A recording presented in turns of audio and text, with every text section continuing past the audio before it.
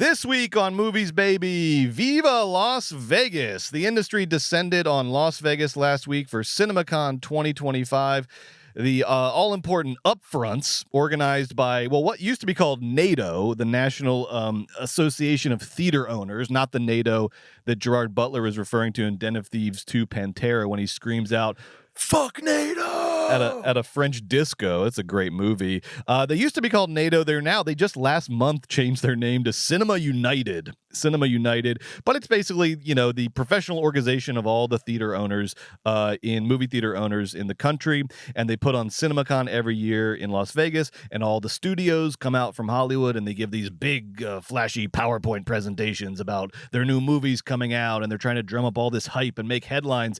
And make headlines they did. I was overwhelmed by the amount of news, movie news coming out last week, coming out of CinemaCon. And Joe, if you don't mind, I wanted to run you through a couple of these headlines. And because you are the Philly movie freak, I thought we would do one of our classic segments. Freak yeah. Yes. Freak off. Yes. In which I tell you a headline, and you tell me, freak yeah. Okay. You like the headline. Okay. You're excited about it. Freak yeah. Or freak off. And that is not one of about the parties. The parties? Oh, sorry. The Diddy parties. The Diddy, no, it's not like it is not about. We're not talking about Diddy's like freak that. off parties. No. However, it is the negative of the two options. It means you don't like it, so it kind of works. It reminds one it works. Of not yeah. liking. Right. Okay. Right? Freak off. I'm ready. Hit me freak with the yeah, news. freak off. All right. News me. Here we go. Headline number 1, John Wick Chapter 5 is happening? During Liongate's presentation at CinemaCon, the chair of the board, Adam Fogelson, announced that John Wick Chapter 5 is starting production with Keanu Reeves returning, even though John Wick, spoiler alert, died at the end of Chapter 4. Joe, what do you think? John Wick Chapter 5, freak yeah, freak off. Freak off. I don't care. Fuck it. Oh, John 4 was the best. John Wick 4 was the best one, Joe. I don't care anymore. I don't care. Too much lore. I'm done. Bye. I agree. It's been diminishing returns for me in the John Wick we will have people franchise. at our throats. People in this building will be at our throats. People whose movies opinions we trust at our throats. But I like them. I watched them, but diminishing returns. And he died. What is he, Moriarty? Also, was he hanging off on the cliff? John Wick was a huge movie. It changed action movies, and I've been watching John Wick ripoffs ever since. I don't want another one. I'm done. All right, next headline. The casting of Sam Mendes' Beatles movie is now officially official. It's been rumored for a while, but now at CinemaCon, they got the Fab Four up there on stage. They were all dressed in black. They were looking good. And if you're a fan of Baby Girls and Rodent Boyfriends, honey, you're gonna love the Beatles. Your train just came in because we've got Paul Mescal is Paul McCartney. Okay. That's easy to remember. Paul is Paul. Yep. We got Harris Dickinson, Baby Girl himself, as John Lennon. Okay. We've got Joseph Quinn from A Quiet Place and Stranger Things and Gladiator 2 as George Harrison. Okay. And we got that little rat, that little weirdo, Barry Keoghan as Ringo Starr. I saw that Sheep movie, by the way. The one where he kills Christopher Rabbit Sheep. Yeah, I'll talk about it in 60 seconds. All right. How was it? 3. Oh. But little preview of part 2.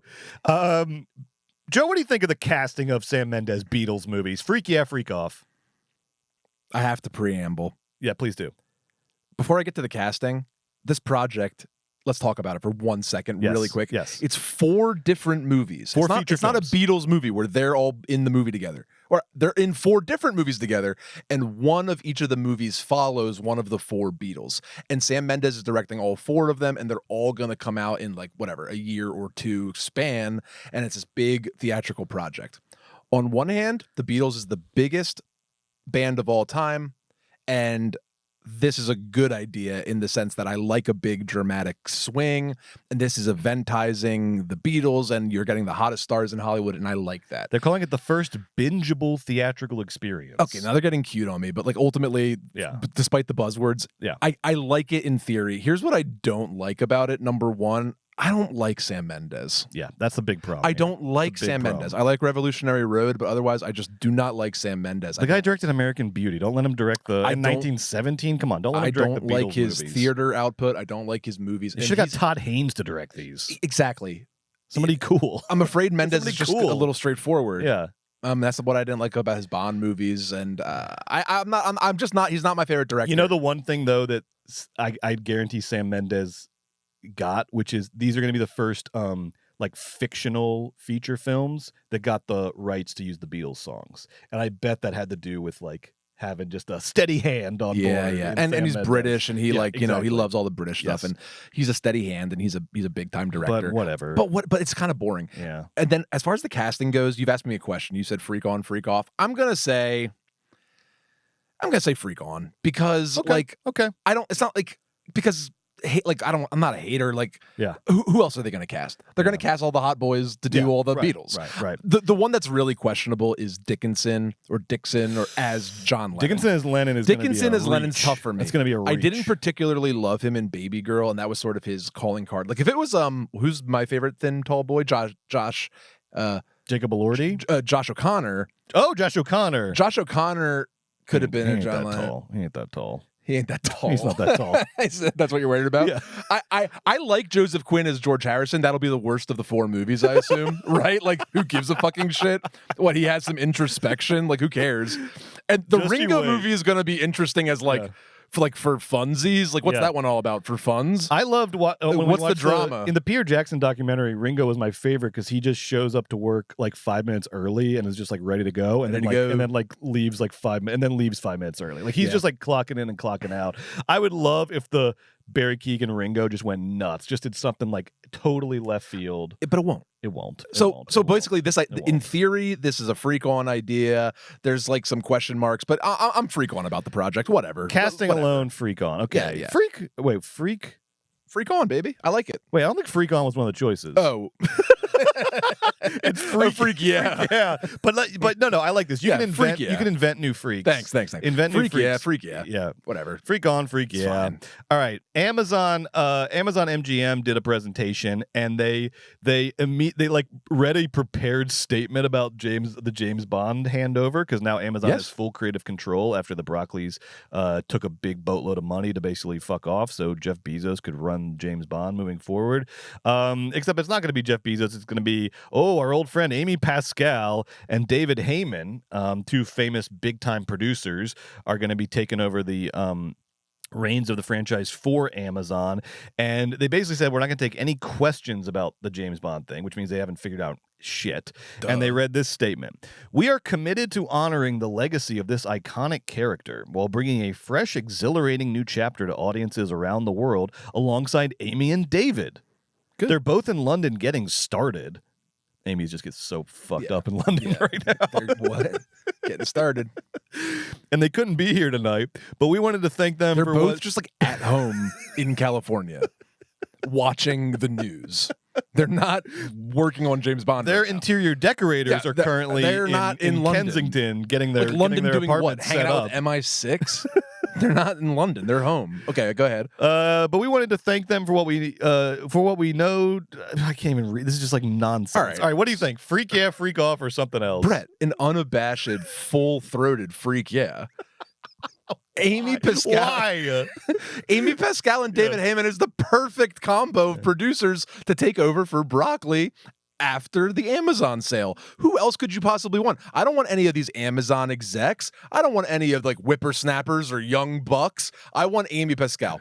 Amy Pascal is one of my heroes. She's one of my favorite producers. She's made a billion kinds of great movies. She's been through every single kind of transition. She is the kind of platinum level talent that you want to helm this type of massive project. And Heyman, hey, he's no slouch, and he's British. God bless America. God bless Britain. Except I hate Britain. They're the villains of history. Go forth, Amy. I love you.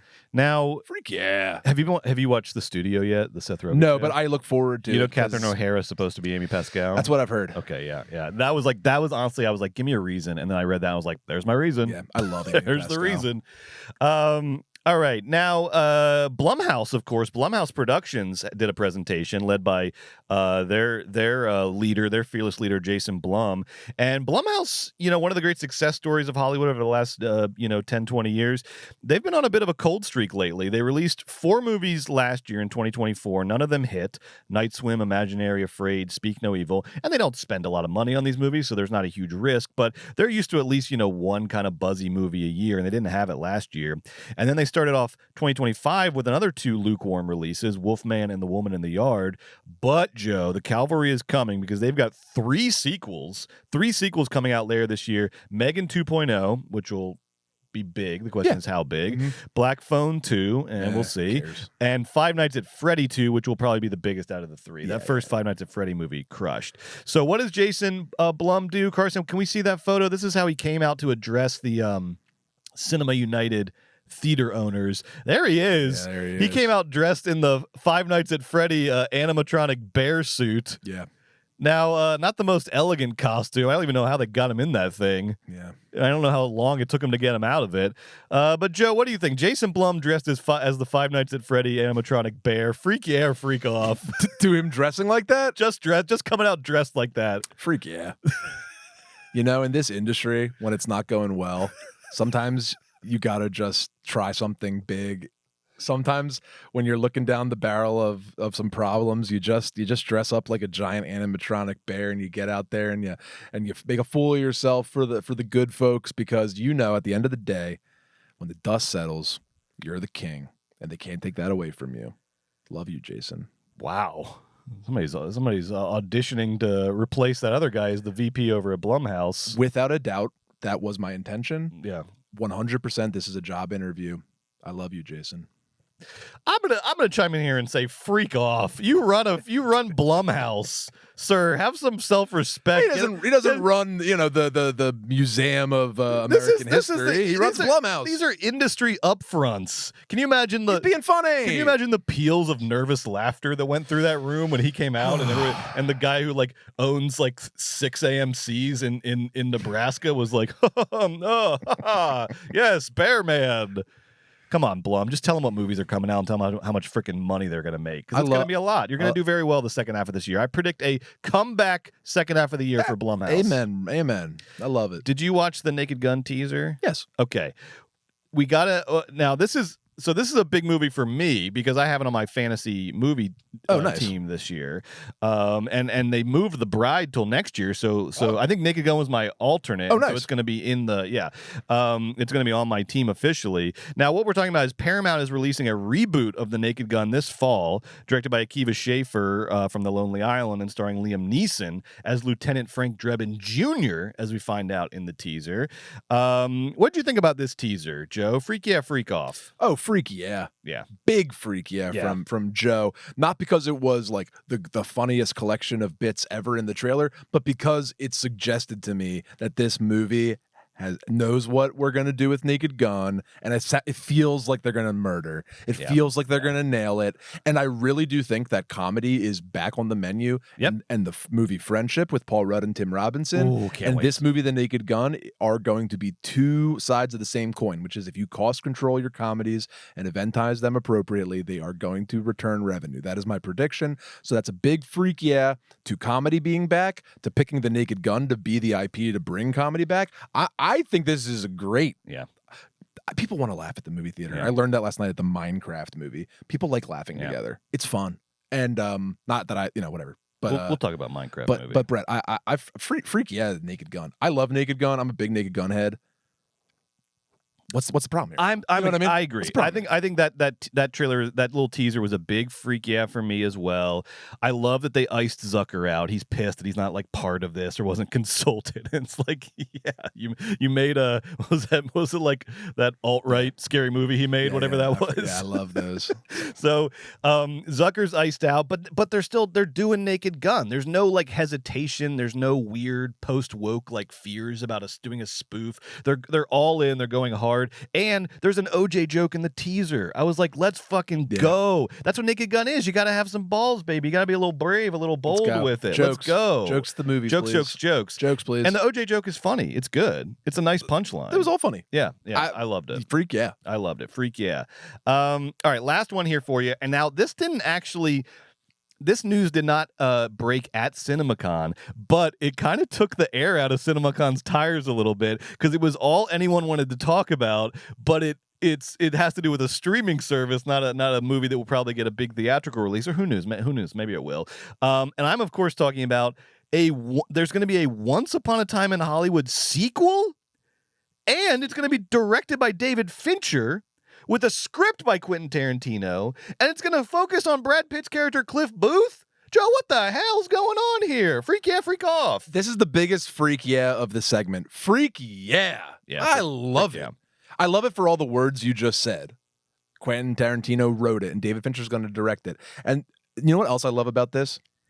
David Fincher and Martin Scorsese, instead of like bitching and moaning, they're just going to take the streamer's money and make some fucking movies. Yeah.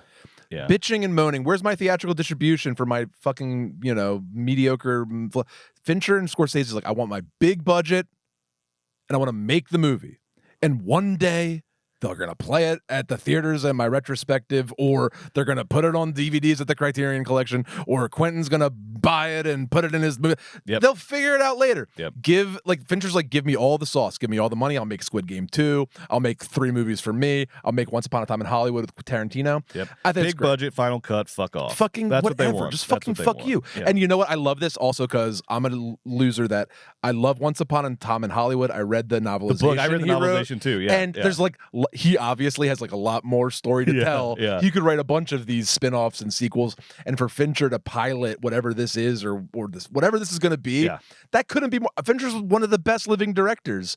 Tarantino writes a screenplay with like, the passion of a zealot. It's going to be good. Yeah. I'm excited. I cannot wait because this is how we started out. The script for True Romance, for example. So we're going back to like the early days for Quentin, where he's writing, someone else is directing. It's fun. I think Fincher's the guy for the job. I think it's a really good choice. And everybody's like, this hasn't been made official, and it's not officially on Netflix, but that's who Fincher has the deal with right now. Sorry, that's what I was saying. Was like, so it's most likely going to be on Netflix. And it also connected some dots for me because if you read that novelization of Once Upon a Time in Hollywood that Tarantino wrote, one of the funniest parts about it is that he makes Cliff Booth a cinephile just so that Tarantino can write these like 4-page essays about like a bunch of movies that he likes. So like Cliff Booth, when he's not working for Leonardo DiCaprio's character, he just goes to like the New Beverly and he goes to movie theaters and watches like I Am Curious Yellow and whatever, Rolling Thunder, whatever. Like tons of we just watching good movies, right. and it's so funny because it's like, Quentin, I don't think Cliff Booth was a cinephile. Like I think you just made him a cinephile so you can write these like mini essays in this novelization. And then I found out that the movie critic, the movie that he like started developing and then abandoned, was gonna be about Cliff Booth. Cliff Booth was gonna be like a character or a main character in that movie. So he's been like, through the novelization, through a movie critic, he has been trying. He wants to do a Cliff Booth thing as a way of doing another movie about movies thing. And now it's finally found. Way to do it. I agree. I think this is a really good way to do it. I like this. I like this this a lot. I like this a lot. Cheers I think it's a fun twist. I love it. And Tarantino's got so many things going on right now. Let Fincher direct the movie. You just write it, then you don't have to fucking be on set, like just let Fincher direct it. I love it.